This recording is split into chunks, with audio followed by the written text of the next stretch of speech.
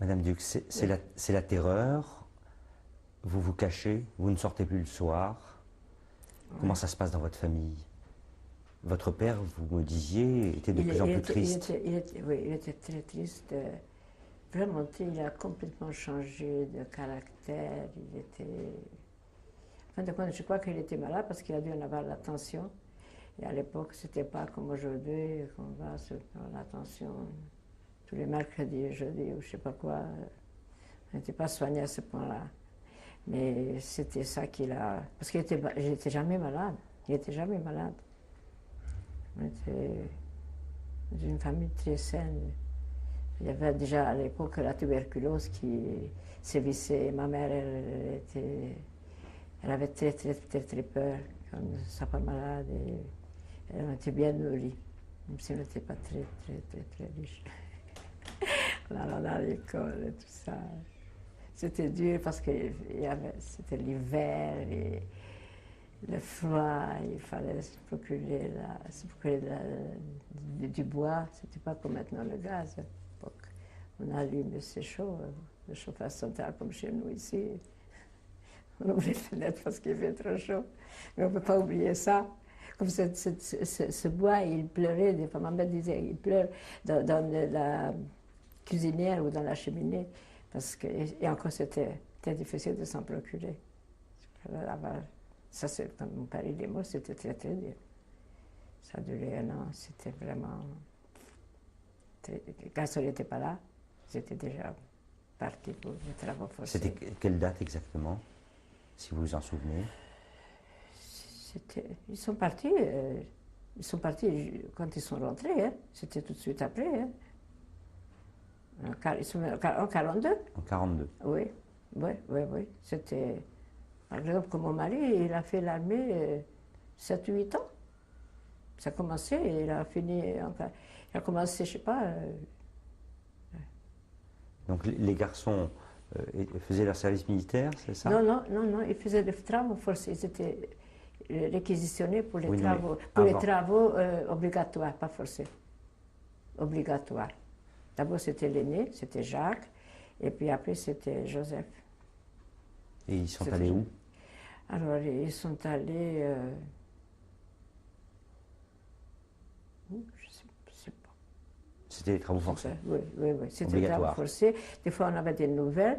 Et déjà, quand on voulait déjà quitter Cluj pour se réfugier à Torda, dans cette petite ville qui est à côté, la frontière, et on a hésité aussi à cause de ça, parce qu'on a dit on s'en va et on va être coupé de eux. Ils étaient malnourris là-bas aussi. Des fois, on leur envoyait des colis quand on pouvait, parce que des chaussures, il fallait pas des bottes comme on l'appelait déjà, c'est Santiago, je ne sais pas comment on les appelait pas Santiago à l'époque. Mais enfin, parce que le travail était dur et puis ils marchaient dans la neige et tout ça. Et tout ça, il fallait que ce soit envoyé de la maison. Et ceux qui n'avaient pas, ils n'avaient pas. Hein. Oui, oui.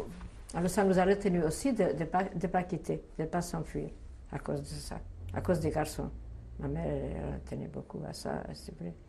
Mais en fin de compte, voilà, c'était venu le jour. On attendait. Vous voulez que je parle déjà peut-être comme la façon dont on attendait les Allemands pour qu'ils nous amènent? Voilà, on arrive peut-être à ça, c'était.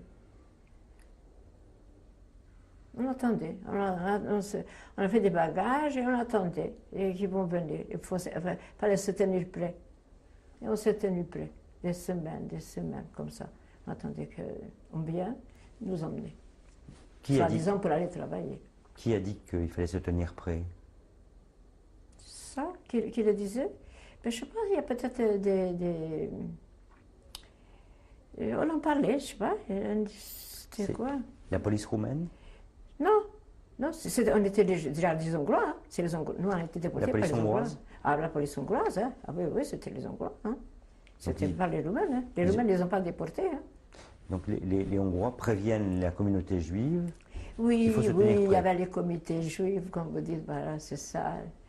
Et puis, voilà, on en parlait, on fait un peu des parables, des trucs.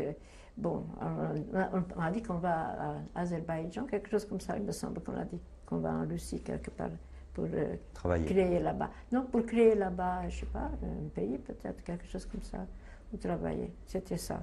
C'était avec ça qu'on nous a... Donc on ne pensait pas qu'on va nous gazer, qu'on va être parqués comme ça. Au départ, on était allés pour travailler. On était ramassés pour ça. Et puis on restait, je me rappelle, on restait des journées, emballés, des trucs. On savait qu'il ne faut pas emmener beaucoup de choses. Et on attendait qu'ils viennent nous embarquer. Comme ça. Et bien sûr qu'il y avait beaucoup de choses, on a essayé de les cacher. Et oui, on a donné des bijoux. La propriétaire chez nous, c'était une Hongroise. On lui a confié les bijoux qu'on avait. Ma mère, on les a confiés à elle. Et comme mon frère, qui est venu, Joseph, avant nous, il est allé la voir. C'était une prof de piano, elle était riche, tout ça. Et elle a dit que non, on ne lui a rien confié. Comme lui, il a pensé, si on avait quelque chose, on a dû lui confier à elle. Et quand mon frère est venu, il est allé la voir, il a dit non, non, absolument, on ne lui a rien confié. Et puis quand nous, on est rentrés, Anna, elle n'a pas pu lui dire que ce n'est pas vrai, parce que c'est nous qu'on lui a remis. Elle nous a rendu, mais ils nous ont rien rendu. D'ailleurs, je ne suis jamais retournée chez nous. Maintenant, c'est la Roumanie. Pas une seule fois. Pourtant, c'est mon vœu le plus cher. Je voudrais aller parce que mon père, il y est enterré, mes grands-parents, tout ça. Et on ne s'est pas encore décidé avec ma soeur d'y aller. Tout le monde est étonné. Mais je ne sais pas. Maintenant que en Israël, on va souvent en Israël parce que ma fille, elle habite là-bas avec mes enfants. Qui vont à Budapest, en Hongrie, pour les vacances. Je ne sais pas comment ils peuvent vivre là-bas, d'aller en vacances en Hongrie, et rien qu'entendre vraiment le vrai hongrois, et ça nous rend malade. Et ils vont là-bas, ils passent les vacances avec eux. Je ne peux pas comprendre ça. C'est des déportés comme moi. Et comme ça, ils vont... passer en vacances, vont au théâtre là-bas, tout ça, comme si rien ne s'était passé. Nous, on n'est jamais plus retournés, pas une seule fois. Mon mari ne veut même pas entendre parler non plus. Un jour, j'irai quand même. Un jour, j'irai quand même sur la tombe de mon père. Je vais aller à ça. Et je vais aller un jour à Auschwitz aussi. Encore une fois, je pense qu'il n'y a qu'une fois que j'y serai, que je vais être... un peu plus tranquille. Quelque chose comme ça. Intérieurement. Oui, mais je voudrais aller avec mes enfants, avec ma fille, parce que mon mari ne veut pas venir. C'est vrai, il n'a pas envie de venir. Lui, pourtant, il a perdu aussi toute sa famille là-bas. Mais ma fille, elle me recommande maintenant d'aller avec elle parce que la petite Yael, elle va aller avec l'école. C'est la 3e. Les 2 grandes, ils ont déjà été. Et ma fille, elle va les accompagner. Parce qu'en Israël, on accompagne, il y a toujours des accompagnateurs. Mais ça m'embête parce que c'est l'hiver et moi, j'ai très peur de froid. J'en ai tellement souffert dans les camps et que je ne veux pas aller au mois de... Je sais pas si c'est maintenant en janvier, quelque chose comme ça. Et je ne veux pas aller. Donc je vais rater ça parce que là, j'aurais pu aller avec ma fille. Je vais peut-être avec un groupe avec ma soeur, peut-être. Mon beau-frère, il veut venir aussi, son mari. Sans mon mari, parce que mon mari ne veut pas venir là-bas. Voilà, c'est ça. Qu'est-ce que je veux parler de... Parlez-moi encore de cette année 43. Cette année 43? Oui. Vos frères sont encore dans les... Oui, on a encore des nouvelles. On a encore des nouvelles de temps en temps de nos frères. Et puis après, on n'en a plus. Vous n'avez plus? Je sais pas, non, non. Il y avait encore des garçons à la maison. Des fois, on se demandait qu'est-ce qu'ils font ceux-là. Bon, ceux-là, j'avais des voisins comme ça. Comment c'est possible? Ceux-là, ils sont toujours là. Et les nôtres... et voilà. En 1943, il y avait un copain à mon frère Jacques, qui est venu là-bas du camp de travail. Parce que des fois, ils avaient des permissions pour 1 ou 2 jours comme ça, c'est arrivé. Et bien sûr, quand quelqu'un venait, il venait rendre visite aux copains. À la famille du copain. Et c'était un samedi soir. Et il est venu à la maison, il a parlé, il a dit j'ai vu Jacques, il est là, et je vous amène un bonjour de lui, je ne sais pas quoi. En général, on lui confiait toujours un colis, quelque chose à manger, du lard, parce qu'à l'époque on ne mangeait pas nous de lard, mais eux ils avaient le droit, soi-disant, parce qu'ils avaient vraiment un besoin très pressant de manger quelque chose qui nourrissait. Et il parlait avec mon père, c'était un samedi soir. Et le lendemain, cette nuit-là, il est même retourné dans le casernement, dans la caserne. Et mon frère, il a rêvé la nuit que mon père était mort. Et toute la matinée, quand il est arrivé là-bas, il a questionné, mais c'est vrai que tu as vu mon père? Est-ce que c'est vrai que tu as vu mon père? Parce que cette nuit, j'ai rêvé qu'il était mort. Il a dit, mais t'es bête, mais je l'ai vu hier soir. Et il se trouve que quand le copain, il est parti de chez nous, et mon père, il a eu une crise cardiaque, après, tout de suite, et il est mort 5 minutes après. Et mon frère l'a rêvé. L'a rêvé qu'il était effectivement mort. Il a eu la chance, parce qu'au moins, il n'était pas gazé. Il a vraiment eu la chance. Il a eu une belle mort. Il avait 56 ans, il n'était pas vieux. C'est ça, mon frère Joseph, celui qui est mort il y a 20 ans ici, d'un cancer, que nous avons beaucoup aimé. Et il disait, qu'est-ce que je voulais dire avec ça? Voilà, je me rappelle, je ne sais pas, j'étais coupée, je ne me rappelle pas exactement ce que je voulais dire là. Qu'est-ce que je disais déjà? À propos de Joseph qui voulait dire quelque chose sur votre père. Ah oui, voilà, c'est ça que je voulais dire. Je parlais de voilà. Je sais pas, non, c'est pas ça que je voulais dire. Je sais pas. Il y avait d'une part Jacques qui avait rêvé oui, le voilà. décès de son père, de son propre père. C'est ça. Alors que son ami qui revenait de vous avoir vu lui disait mais non, je l'ai vu hier soir. Oui, c'est ça. Et ce soir même là, votre père décédé d'une crise cardiaque. C'est ça. Ah oui, je sais ce que je voulais dire de Joseph. Voilà, Joseph, le pauvre, il avait toujours peur, c'était sa hantise, de ne pas mourir comme mon père. C'est ça que je voulais dire, en fin de compte. C'est ça. Il a toujours peur. En fin de compte, il est mort d'un cancer, quelle souffrance, 6 mois. À 50 ans, le pauvre. Au fait de sa gloire, il avait tout. Voilà. Ça, c'était encore une autre période très triste dans notre... Voilà. Et quand on est... Voilà, c'est ça que je voulais dire. Voilà. En fin de compte, il n'est pas mort d'une crise cardiaque. Il est mort de tout à fait autre chose. Il n'était jamais malade. Revenons à cette période tragique où votre père disparaît. Qu'est-ce qui se passe pour vous? Comment ça... Alors, mon père disparaît, c'est une période très triste. Mon père disparaît, mes frères sont partis dans les camps de travail et on est resté avec ma mère. Nous deux. Donc, Emma, vous et votre mère. Oui, voilà. Que faites-vous? Comment ça se passe? C'est très difficile parce qu'on avait, pour ainsi dire, ma mère s'est très bien débrouillée pour nous faire vivre. Elle faisait, quand les garçons étaient encore à la maison, on fabriquait du savon. Et elle a essayé, ça c'était à côté des activités de mon père, déjà. Et elle a essayé de faire ça, de continuer pour nous faire vivre. Pour nous faire vivre et qu'on puisse encore aller à l'école, qu'on étudie encore un peu. C'est ça. C'était difficile. C'était vraiment une époque, je me rappelle, ce vendredi soir, toute seule à toi. C'était une période très triste.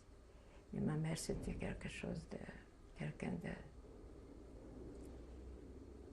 Elle nous adorait, elle nous aimait beaucoup. Qu'est-ce qu'elle n'aurait pas fait pour nous? C'est unique, je ne sais pas.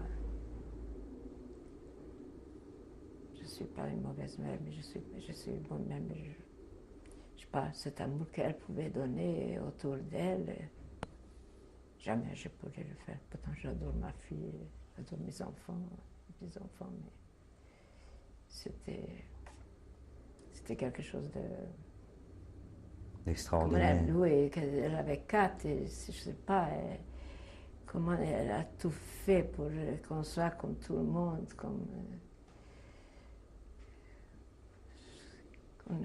on est au moins l'air d'être convenable et tout. Vous aviez à peine 20 ans. Oui, c'est ça, c'est ça. Elle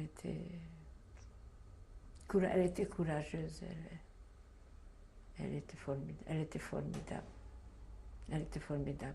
Et tout le monde pouvait venir chez nous, tout le monde avait la place. Il y a toujours... c'était tout le monde qui venait. J'avais un oncle qui venait de la campagne la nuit avec une voiture, je ne sais pas, vendre des choses. Et la nuit, à 2-3 heures du matin, elle restait réveillée, elle attendait dans la... Il savait qu'il va avoir froid quand il va arriver. Mais les cousines qui venaient de la campagne, tout le monde avait la place chez nous. C'était toujours... Chez nous, il y avait toujours la place. C'était...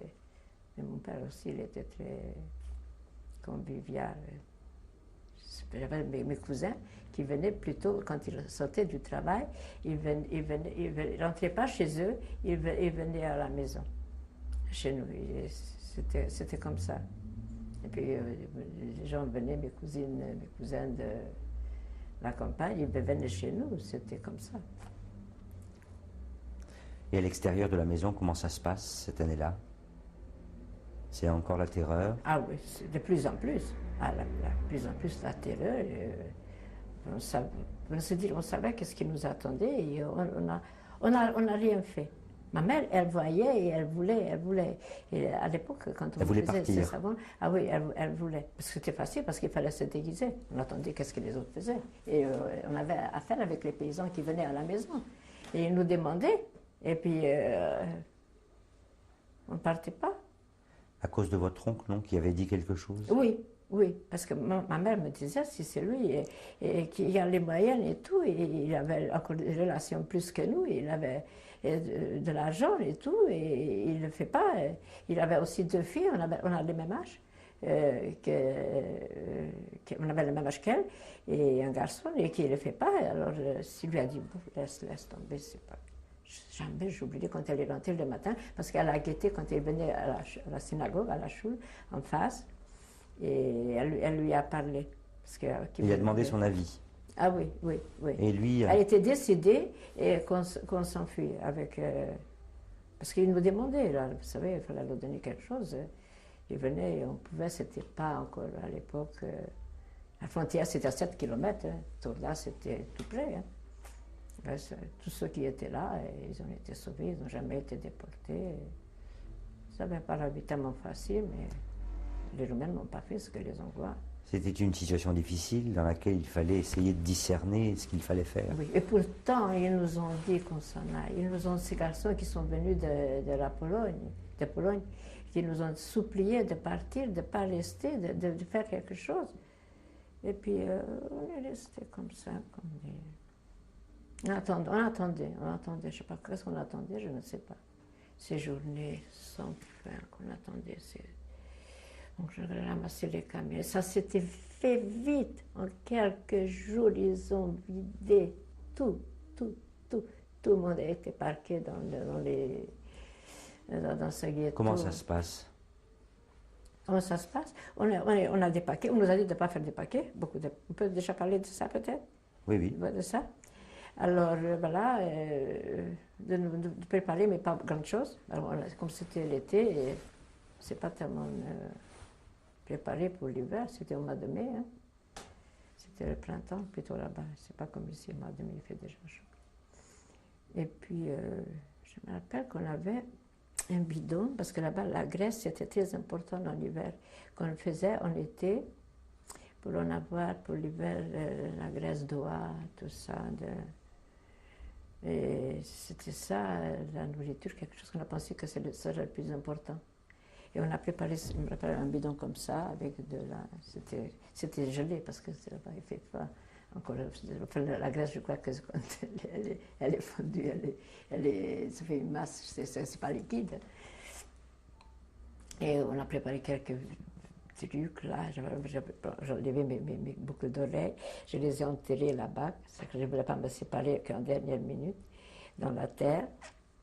Et puis on attendait les camions. On attendait dans cette rue, dans l'autre rue.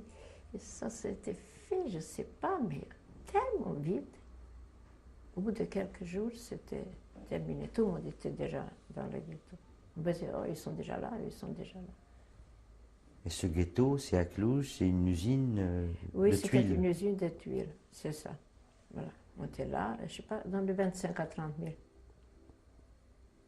Je pense que j'ai des souvenirs très vagues, peut-être ma soeur elle pourra dire plus de ça, de ce ghetto. Je sais que c'était horrible, qu'il y avait plein d'époux, qu'il y avait des gens qui étaient déjà des malades, n'importe qui, on emmenait tout le monde. On ne faisait pas d'exception. Alors, qui est-ce qui vous emmenait dans ces camions? C'était la police hongroise? La police hongroise. On n'a pas vu des Allemands. Vous n'avez pas vu d'Allemands? Non, les Hongrois. Comme ici, en France, c'était des Français. Là-bas, c'était les Hongrois. Les Allemands, ce ne sont pas... Par contre, dans les wagons, c'était déjà... Alors, comment ça se passe dans cette usine de tuiles, dans ce ghetto? Je sais pas, quand vous arrivez, quelle impression ça... Je crois qu'on était déjà peut-être préparés ou ça. Oui, on était étonnés que ce n'est pas au travail qu'on est allé déjà, qu'on a vu déjà des autres gens là-bas. Avec des malades? Oui, des malades, des vieux. gens sales, avec des... Je me rappelle qu'il y avait des gens qui étaient pleins d'époux.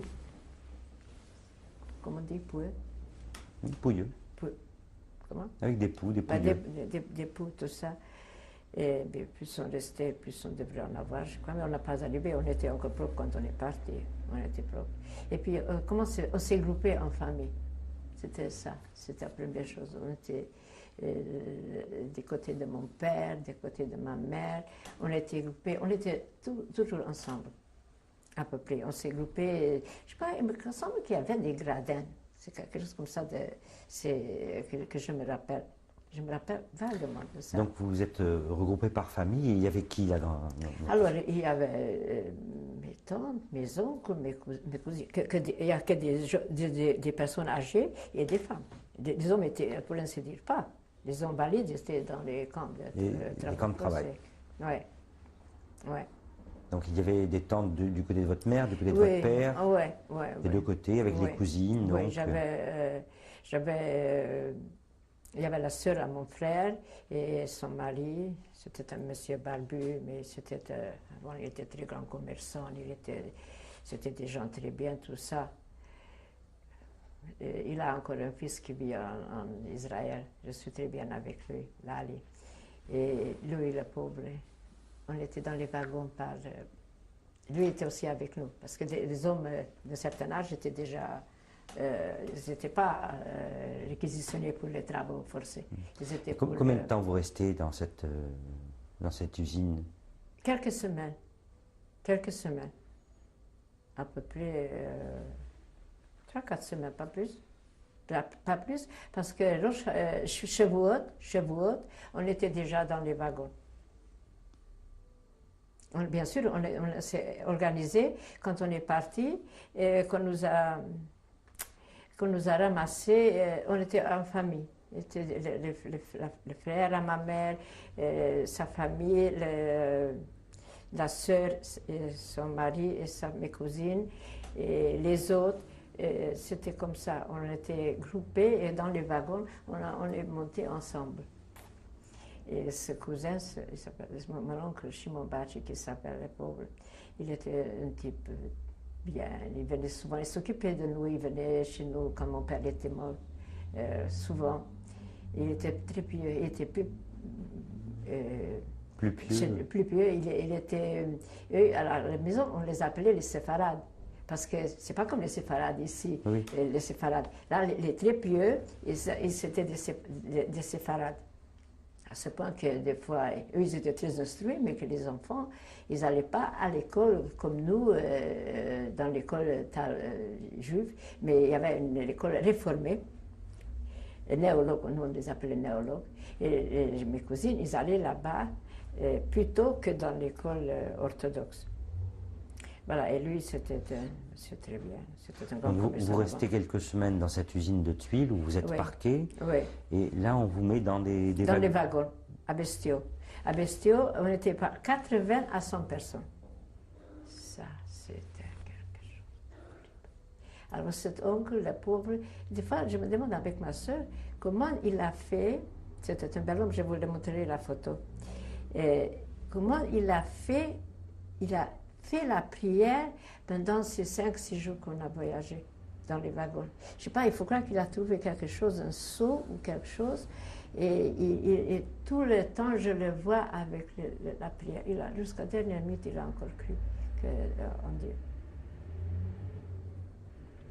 Souvent, je raconte à son fils. C'est un voyage très long, très pénible. C'était. Je parlais l'autre jour avec ma soeur, j'ai dit comment c'est possible. Je sais qu'il y avait un seau au milieu, et on faisait nos besoins, et tout, devant tout le monde.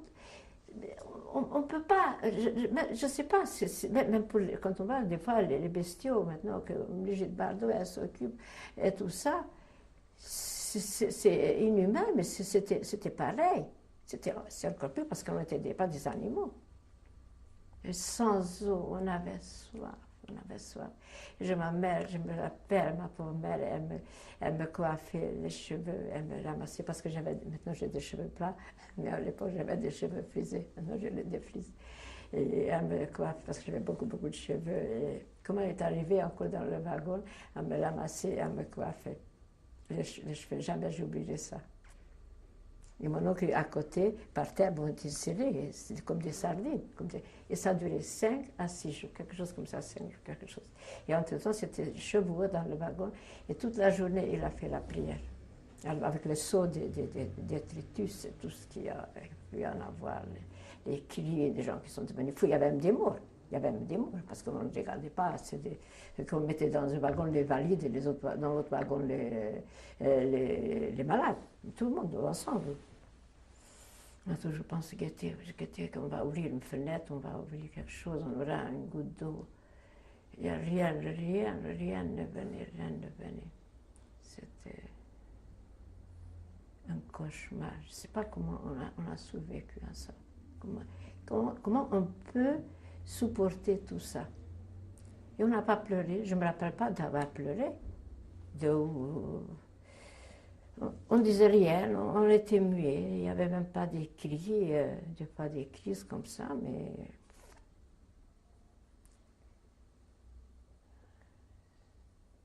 vraiment qui a inventé des trucs comme ça. Et aujourd'hui, j'en veux pas aux Allemands. Vous savez, nous avons des locataires, une location des Allemands, des étudiants. Je suis bien avec eux, au contraire. Je ne sais pas. C'est une autre génération, ils sont différents aujourd'hui. Vous n'avez pas d'esprit de vengeance? Non. Je vous dis, je suis bien avec eux, ils nous écrivent, ils nous téléphonent et tout ça. Non, je ne pense même pas. Ils n'ont rien à faire avec ce qui était. Je crois. Mais ça. Et encore, on a eu la chance parce que quand je vois qu'il y en avait qui étaient pendant des années, je ne sais pas comment ils auraient pu. Nous, c'est 3 jours de plus, on ne serait jamais revenu. On a eu vraiment la chance extraordinaire de survivre. Comment qu'ils nous ont laissés, qu'ils n'ont jamais jeté en dernière minute. C'était déjà en 1944. On n'a pas jeté une bombe sur ces rails pour empêcher que ces trains ils arrivent. C'était à quelques mois de la fin de la guerre. C'était ça.